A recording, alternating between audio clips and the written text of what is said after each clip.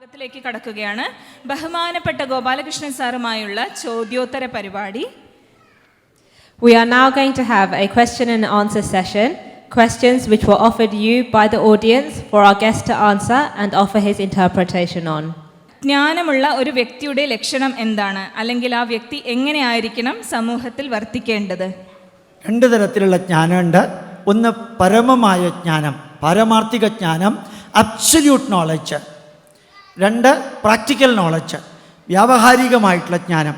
ഭഗവത്ഗീതയിലെ 1-ാം അധ്യായത്തിൽ 57 ശ്ലോകങ്ങൾ നിരന്തരം പരമമായ ആത്മീയമായ പരമാത്മ അടിസ്ഥാനത്തിലുള്ള പരബ്രഹ്മത്തിൻ്റെ അടിസ്ഥാനത്തിലുള്ള ആ ജ്ഞാനത്തെക്കുറിച്ച് വിവരിക്കുന്നത്. അത് പരമമായ അബ്സല്യൂട്ട് നോളജ്. നമ്മൾ കോടതിയിൽ വ്യവഹാരത്തിന് വേണ്ടി പ്രവർത്തിക്കുന്നത്, കെമിസ്ട്രി പഠിക്കുന്നത്, ഫിസിക്സ് പഠിക്കുന്നത്, നമ്മൾ ചാർട്ടേഡ് അക്കൗണ്ടൻസി പഠിക്കുന്നത്, അതെല്ലാം വ്യാവഹാരികമായ ജ്ഞാനം. അതാണ് രണ്ട് തരത്തിലുള്ള അറിവ്. അറിവുള്ളവൻ്റെ ലക്ഷണം വിദ്യാ വിനയസമ്പന്നേ ബ്രാഹ്മണേ ഗവിഹസ്തിനി ശുനിശ്ചൈവ സ്വഭാഗേച പണ്ഡിത സമദർശന. വിദ്യാഭ്യാസമുള്ളവന് ഹിന്ദു എന്നോ ക്രിസ്ത്യാനി എന്നോ മുസൽമാൻ എന്നോ ഉയർന്നവനെന്നോ താഴ്ന്നവനെന്നോ അല്ലെങ്കിൽ രോഗിയെന്നോ രോഗമില്ലാത്തവനെന്നോ അല്ലെങ്കിൽ ഉയർന്ന സാമ്പത്തിക അവസ്ഥയുള്ളവനെന്നോ ഇല്ലാത്തവനെന്നോ യാതൊരു വ്യത്യാസവും ഇല്ല. അവന് പണ്ഡിതനും പട്ടിയും എലിയും പട്ടിയെ ശുനിശ്ചൈവ സ്വഭാഗേച്ച പട്ടിയെ വേവിച്ച് തിന്നുന്നവനെയും ഒരേ രീതിയിൽ തന്നെ കാണാൻ സാധിക്കുന്നവനാണ് യഥാർത്ഥ പണ്ഡിതൻ. അങ്ങനെ ഒരു പാർട്ടിയും ഇന്ന് ഇന്ത്യയിലില്ല.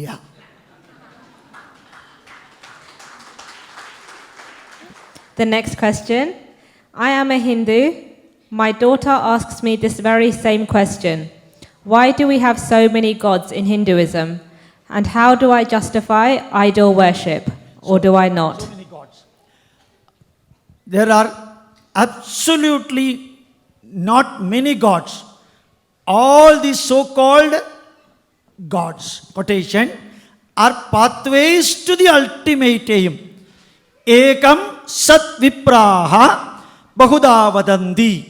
The absolute thing, that is only one. Eka eva hi bhutatma bhute bhute vyavastita ekada bahuda chaiva drishyate jalachandravat.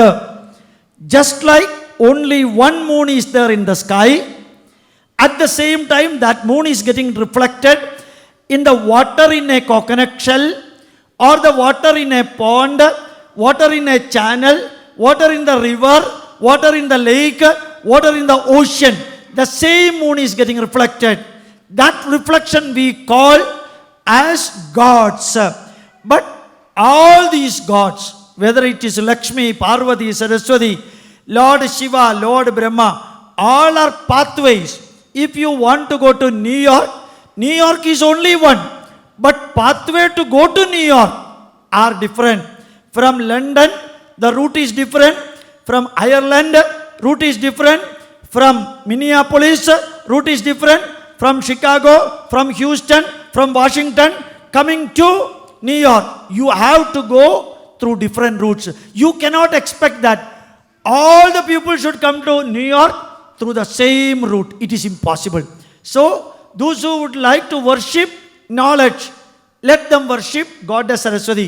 Those who would like to do worship of the Shakti, power, let them worship Parvati. Those who would like to worship Ichha Shakti or prosperity, let them worship Lakshmi. But ultimate truth, Advaitam. Dvaitam means two, Advaita means not a dual, single. Hindus are the first people. Vishwadas chakshuruda vishwado omugho vishwado bahuruda vishwadas padam tam bahubhyam namadi sambadatraihi Dhyava prathivi janayan deva ekaha.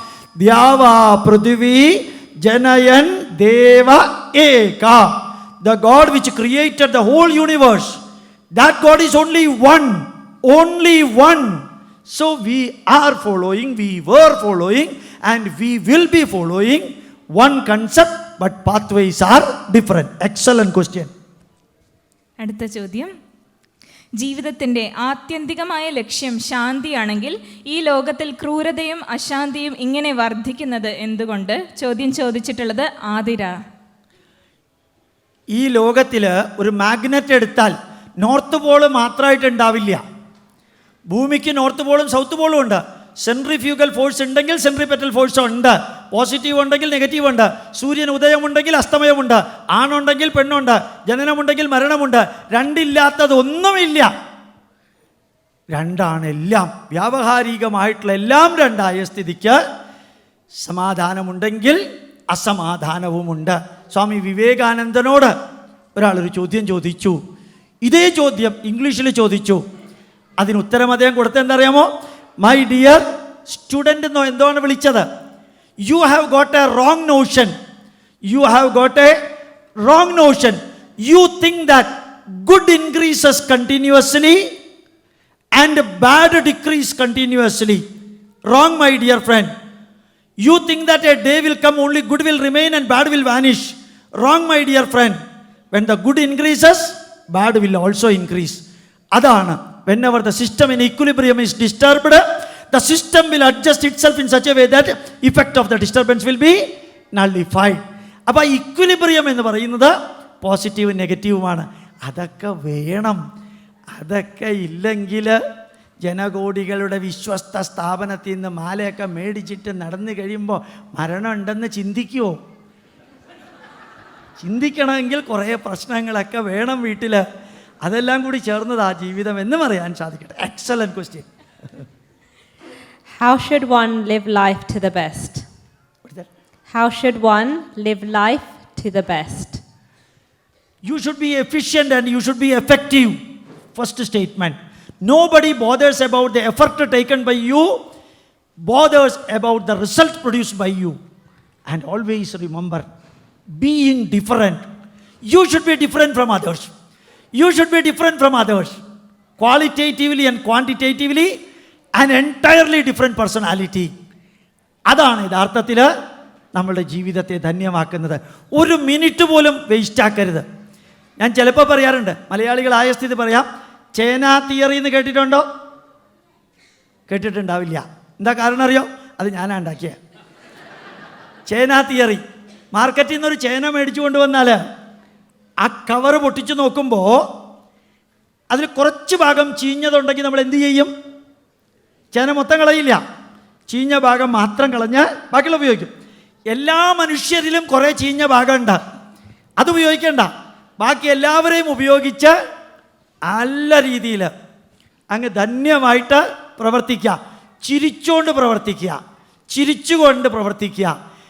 അതിൽ നന്മയും തിന്മയും സുഖവും ദുഃഖവും സമശത്രൗച മിത്രേജ തഥാ മാന അപമാനയോഹോ ശീത ഉഷ്ണസുഖ ദുഃഖേഷു സമസംഗ വിവർജിത. ഭഗവത്ഗീതയിലെ വരിയാണ്. ഹിന്ദുക്കളായ സ്ഥിതിക്ക് നിങ്ങൾ കേട്ടിട്ടുണ്ടാവില്ല. അടുത്ത ചോദ്യം. നമസ്തേ ജി, രുദ്രാക്ഷത്തെക്കുറിച്ച് വിശദമായി പറഞ്ഞു തരുമോ? ഏത് പ്രായക്കാർക്കും ഇത് ധരിക്കാമോ? What is the scientific truth behind it? സ്നേഹാദരങ്ങളുടെ ശ്രീദേവി ജയൻ. രുദ്രാക്ഷത്തെക്കുറിച്ച് വളരെ വ്യക്തമായിട്ട് പറയുന്നൊരു ഉപനിഷത്താണ് ഏകാക്ഷരോപനിഷത്തും അവ്യക്തോപനിഷത്തും രുദ്രജാപാല ഉപനിഷത്തും, 3 അതിൽ പറഞ്ഞിരിക്കുന്നത് പ്രകാരം രുദ്രാക്ഷം ധരിക്കേണ്ട ഒരു പാർട്ടിയും ഇതിനകത്തില്ല. നിങ്ങൾ ഈ രുദ്രാക്ഷം ധരിക്കാൻ പോവല്ലേ. ഏകമുഖി രുദ്രാക്ഷം, ദ്വിമുഖി, ത്രിമുഖി രുദ്രാക്ഷം ഒക്കെ ഈ ഫെവിക്കോളും ക്യുക്ക് ഫിക്സും ആക്സോ ബ്ലേഡും ഉള്ള ലോകത്തിൽ ഉണ്ടാക്കാൻ ഒരു വിഷമവും ഇല്ല. അത് മനസ്സിലായില്ലെങ്കിൽ ഒന്നുകൂടി പറയാം.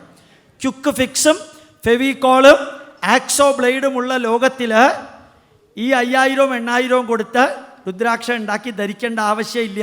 വലംപിരി ശംഖ് വീട്ടിൽ വെച്ചാൽ ഐശ്വര്യം ഉണ്ടാവുമെന്ന് ധരിക്കുന്നത് പമ്പരവിഡിത്തം.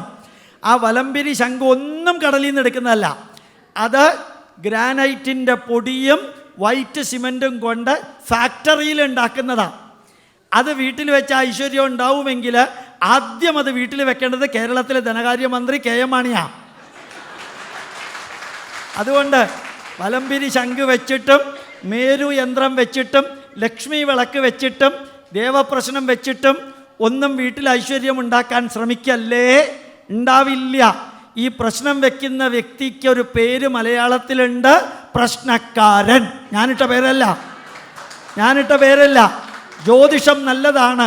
അത് 7 വർഷം പഠിച്ച വ്യക്തി പറയുന്നു, പൊരുത്തം നോക്കല് ശുദ്ധബദ്ധാണ്.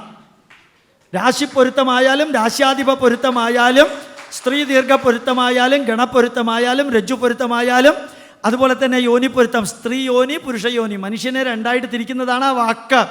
അതുപോലെ തന്നെ മാഹേന്ദ്ര പൊരുത്തം, 10 പൊരുത്തം എന്ന് പറയുന്നത് 10 വിഡ്ഢിത്തം. ഞാൻ ഉറപ്പിച്ചു പറയും, നിങ്ങളുടെ മക്കളെ ജാതകം നോക്കി കല്യാണം കഴിപ്പിക്കല്ലേ. ഒന്നുകൂടി പറയാം, ഗോപാലകൃഷ്ണൻ ജീവിതത്തിൽ പകർത്താത്തത് മൈക്കിലൂടെ പറയില്ല. നിങ്ങൾക്ക് പകർത്താൻ ബുദ്ധിമുട്ടുള്ളതും പറയില്ല.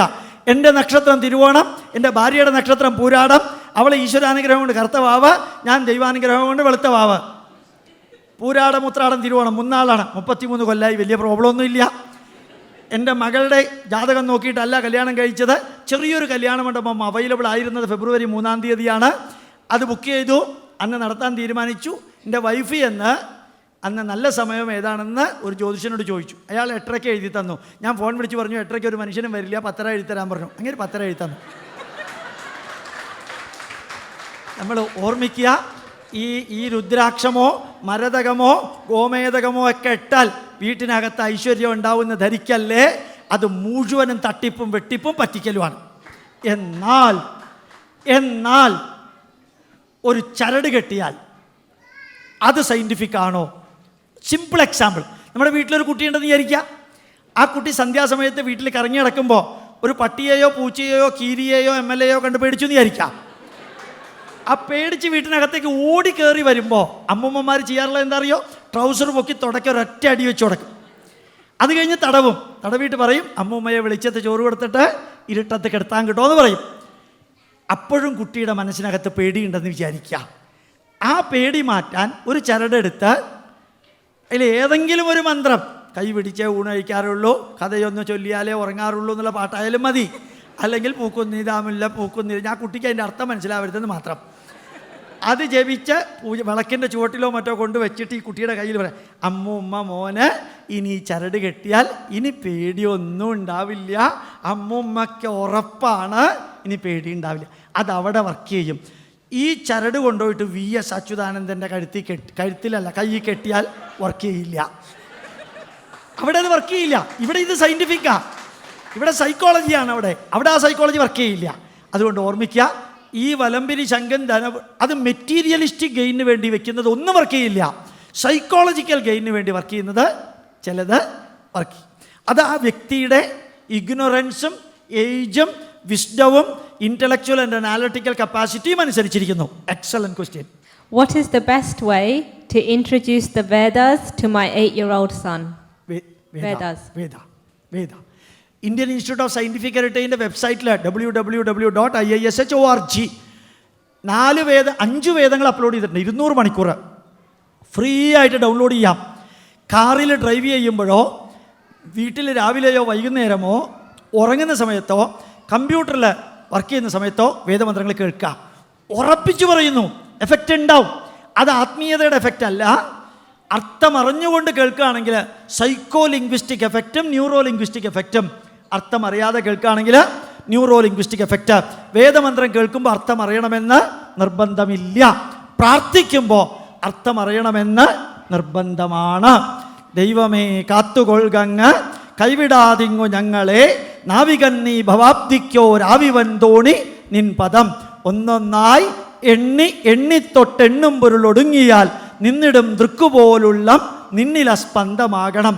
അർത്ഥം അറിഞ്ഞുകൊണ്ടേ പ്രാർത്ഥിക്കാവൂ. കാരണം പ്രാർത്ഥന എന്ന വാക്കിൻ്റെ അർത്ഥം പ്രകർഷേണ യത് അർത്ഥയതി തത് പ്രാർത്ഥന. അറിഞ്ഞുകൊണ്ട് എന്താണോ അഭ്യർത്ഥിക്കുന്നത് അതിൻ്റെ പേരാണ് പ്രാർത്ഥന. അവിടെ മന്ത്രം മനനേന ത്രായതേ ഇതി മന്ത്ര. മന്ത്രം കേട്ടാലും ചൊല്ലിയാലും നല്ല എഫക്റ്റാ. അർത്ഥം അറിയണമെന്നില്ല.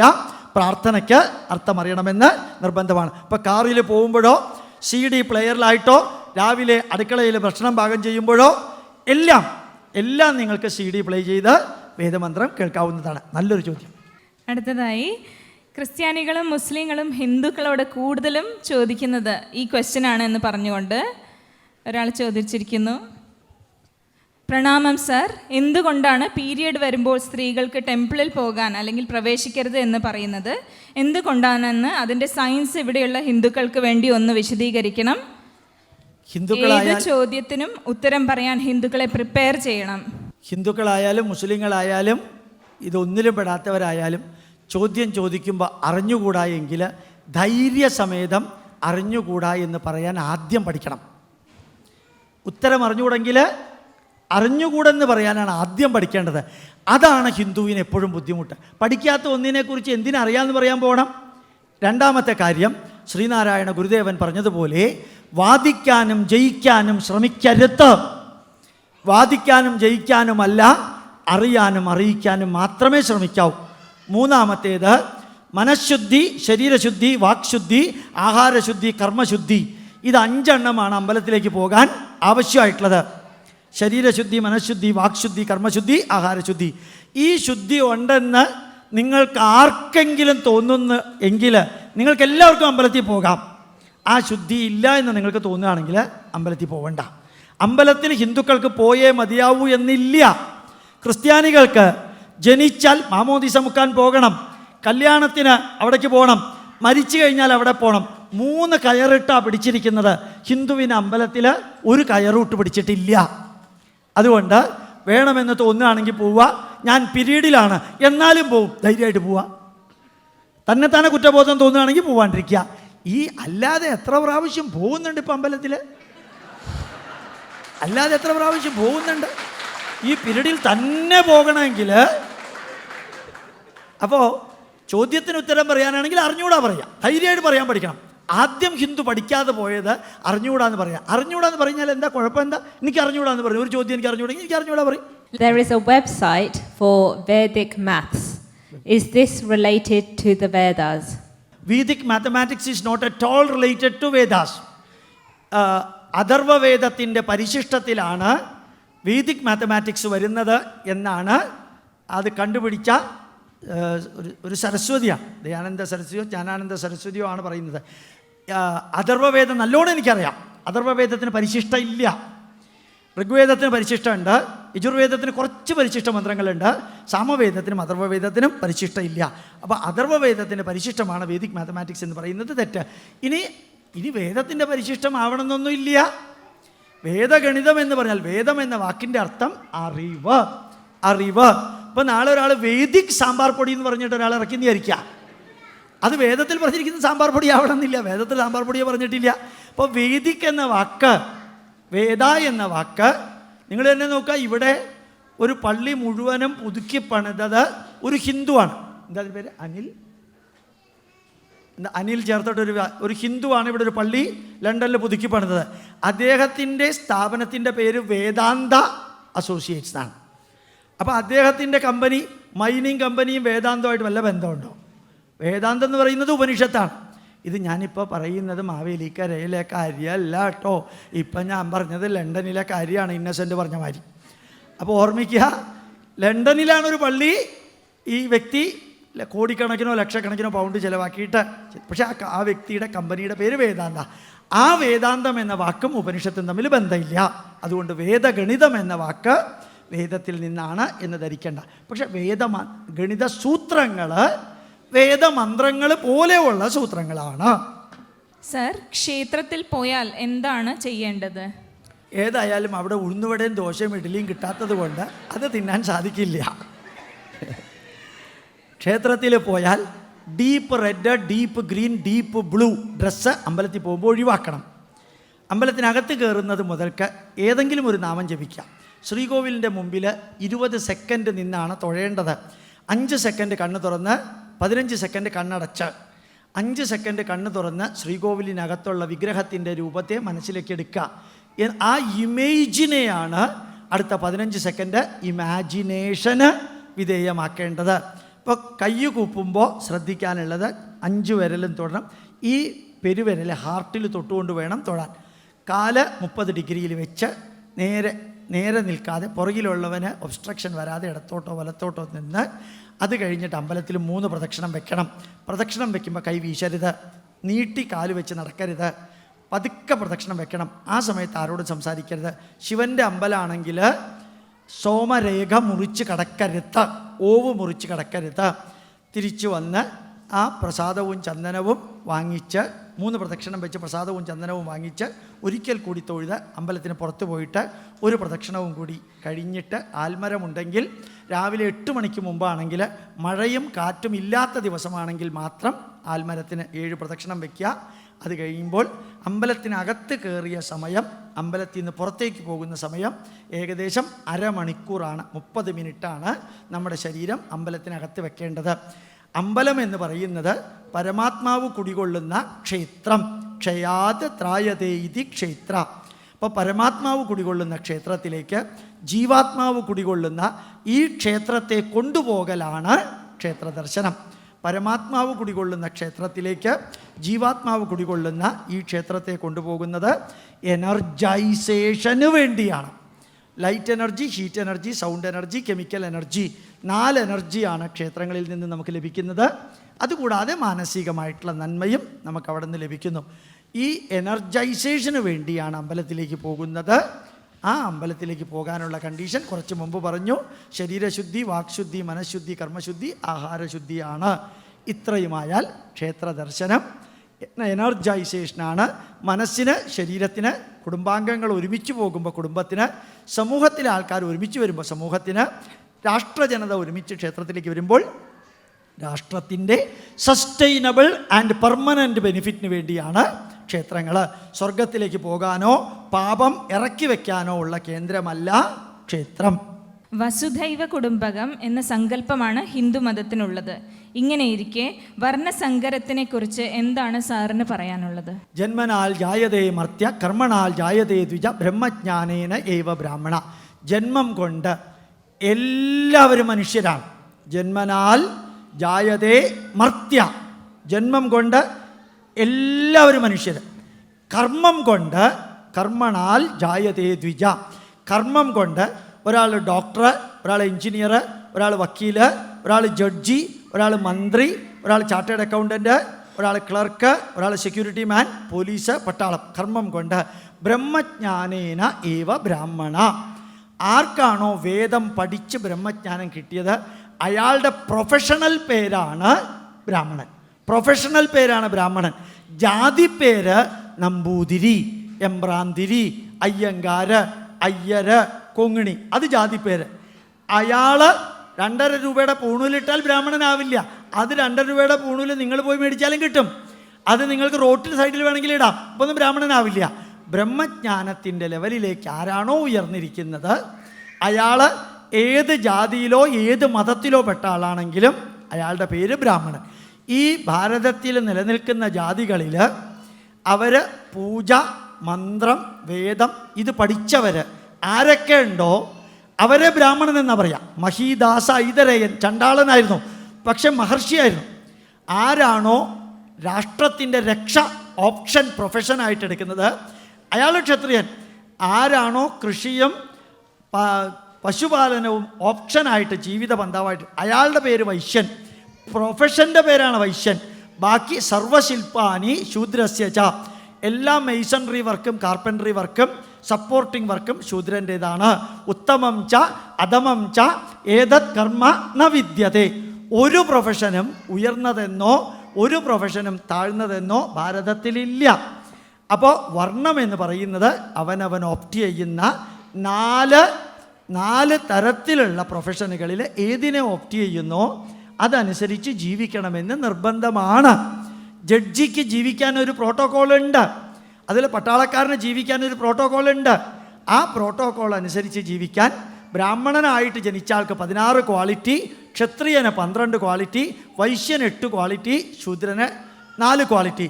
ആ 4ൻ്റെ കൂട്ടത്തിൽ 4 കൂടി ചേർത്താൽ ശൂദ്രൻ വൈശ്യനാവും, 4 കൂടി ചേർത്താൽ ക്ഷത്രിയനാവും, 4 കൂടി ചേർത്താൽ ബ്രാഹ്മണനാവും.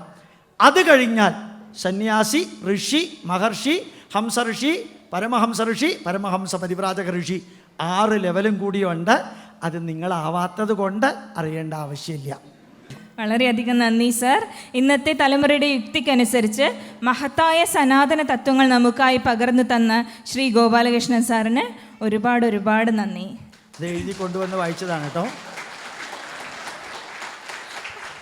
ഇനി 1 മിനിറ്റ് അല്ലെങ്കിൽ 2 മിനിറ്റ് ഇതിലൊന്നിലും പെടാത്ത ചോദ്യം ചോദിക്കാനുണ്ടെങ്കിൽ, എതിർക്കാൻ ഉൾപ്പെടെ ഉണ്ടെങ്കിൽ,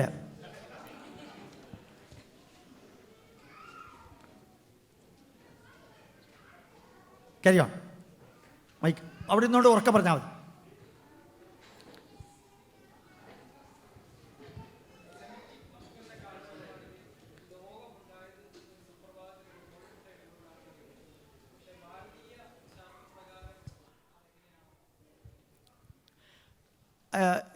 ലോകമുണ്ടായത് ഉൽപ്പത്തിയിൽ 1 മുതൽ 6 വരെയുള്ള വരികൾ, ഉൽപ്പത്തി ജനസിസിൽ 1 തൊട്ട് 6 വരെയുള്ള വരികളിൽ ഒരു സുപ്രഭാതത്തിലെ ലോകമുണ്ട്. നിങ്ങൾക്കറിയാം, BC 2012 ഒക്ടോബർ മാസത്തിലാണ് ഉണ്ടായത്.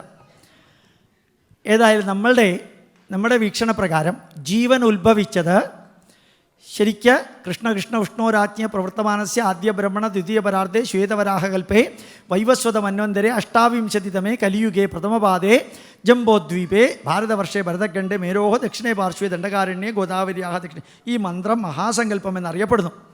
അതായത് ആദ്യ കൽപ്പം, ഒരു കൽപ്പം എന്ന് പറഞ്ഞാൽ 14 മന്വന്തരം. ഒരു മന്വന്തരം എന്ന് പറഞ്ഞാൽ 72 മഹായുഗം. ഒരു മഹായുഗം എന്ന് പറഞ്ഞാൽ 43,20,000 വർഷം. 43,20,000 വർഷം വീതമുള്ള 72 മഹായുഗങ്ങൾ ചേർന്നതാണ് ഒരു മന്വന്തരം.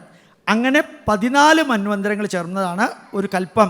അങ്ങനെ ആദ്യ കൽപ്പത്തിൽ 6ാമത്തെ മന്വന്തരം കഴിഞ്ഞ് സപ്തതമേ മന്വന്തരേ 7ാമത്തെ മന്വന്തരത്തിലെത്തി അഷ്ടാവിംശതിതമേ 28ാമത്തെ മഹായുഗത്തിൽ കൃതയുഗം, ത്രേതായുഗം, ദ്വാപരയുഗം കഴിഞ്ഞ് കലിയുഗം ആരംഭിച്ച് 5116ാമത്തെ വർഷമാണിത് ഇപ്പോൾ ഉള്ളത്. 5116ാമത്തെ വർഷം.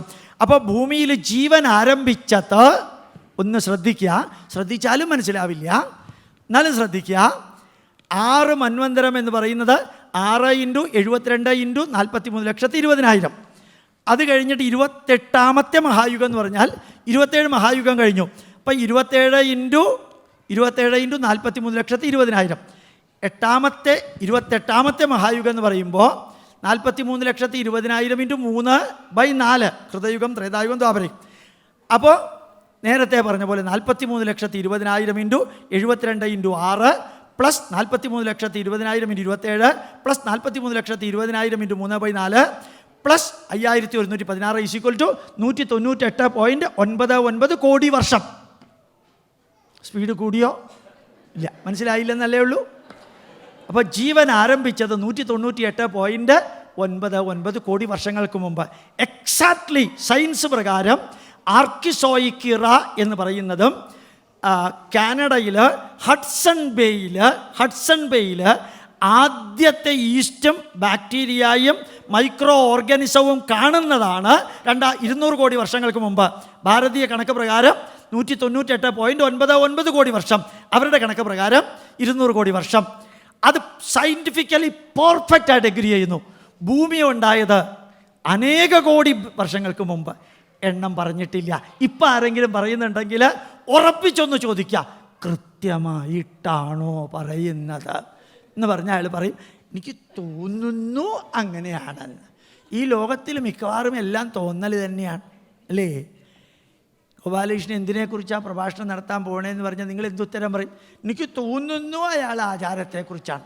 സാമ്പാറിന് ഉപ്പ് കൂടിയോ എന്ന് ചോദിച്ചാൽ എനിക്ക് തോന്നുന്നു ഇത്തിരി കൂടി എന്നുള്ളത്, അല്ലേ?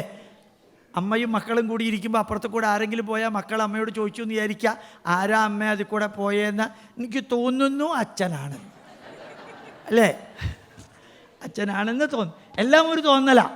അപ്പോൾ ഞാൻ ഇന്നലെ മ്യൂസിയത്തിലേക്ക് പോയപ്പോൾ 330 മില്യൺ വർഷങ്ങൾക്ക് മുമ്പ് ഉണ്ടായ ദിനോസാറാണ്. അപ്പം ഞാൻ ആലോചിച്ചു, കർത്താവേ ഇത് സത്യമാണോ നുണയാണോ എന്ന്.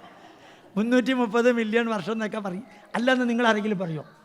അല്ലാന്ന് പറഞ്ഞാൽ നിങ്ങൾ തെളിയിക്കണം എത്രയാണെന്നുള്ളത്. തെളിയിക്കാൻ പറ്റില്ലല്ലോ. ഞാനൊരു 100 മില്യണും കൂടി കൂട്ടി എഴുതിയാൽ നിങ്ങൾക്ക് വല്ല കുഴപ്പമുണ്ടോ? അപ്പോൾ ഇതൊക്കെ ഒരു രസം, ഇതൊക്കെ ഒരു മായ എന്ന് വേണമെങ്കിൽ പറയാം. മായയെ കൊണ്ട് അവസാനിപ്പിക്കല്ലേ. ഇനി ഏതെങ്കിലും ചോദ്യമുണ്ടോ? നിങ്ങൾ ചോദിച്ച നല്ലൊരു ചോദ്യമാണ്, ഞാൻ കുഴപ്പമുള്ള ചോദ്യമാണ് പ്രതീക്ഷിച്ചത്. അപ്പോൾ 2 മിനിറ്റ് കൊണ്ട് ഞാൻ വെയിറ്റ് ചെയ്തു. ഇല്ല, ധന്യമായ ചോദ്യങ്ങൾ ഇംഗ്ലീഷിലും മലയാളത്തിലും ചോദിച്ചവരോട് ഒന്നുകൂടി പറയുന്നു. ISH team IISH-team@gmail.com. അതാണ് എൻ്റെ ഇമെയിൽ. എന്തെങ്കിലും ഉത്തരം കിട്ടാത്ത ചോദ്യം ഉണ്ടെങ്കിൽ ചോദിക്കാം. എനിക്ക് അന്വേഷിക്കാനുള്ള ഒരു വഴിയാണ് നിങ്ങൾ ചോദിക്കുന്ന ചോദ്യം. വീണ്ടും എല്ലാവർക്കും നന്മ വരട്ടെ. പ്രണാമം, നമസ്കാരം.